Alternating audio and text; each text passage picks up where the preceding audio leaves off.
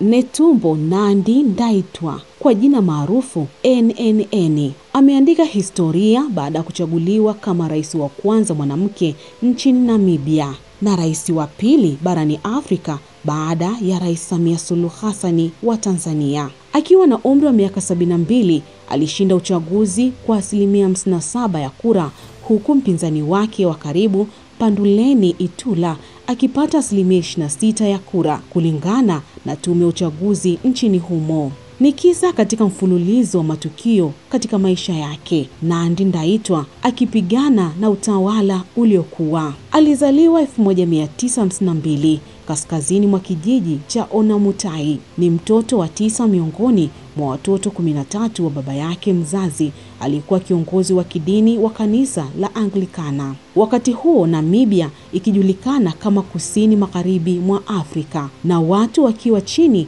ya utawala wa Afrika Kusini. Nandi Ndaitwah alijiunga na chama cha SWAPO wakati huo vuguvugu la ukombozi lilipopinga utawala wa wazungu wachache wa Afrika Kusini. Alipokuwa na umri wa miaka 14 pekee. Mwanaharakati mwenye ukakamavu, alikuwa kiongozi wa kitengo cha vijana katika chama cha SWAPO. Jukumu hilo lilimtengenezea maisha ya kisiasa yenye mafanikio, lakini wakati huo alikuwa na nia ya kuikomboa Afrika Kusini Magharibi. Aliendelea kupaa katika uongozi katika nchi iliyojaa ubepari na siasa zilizojaa wanaume, na mwezi Februari akawa makamu wa rais.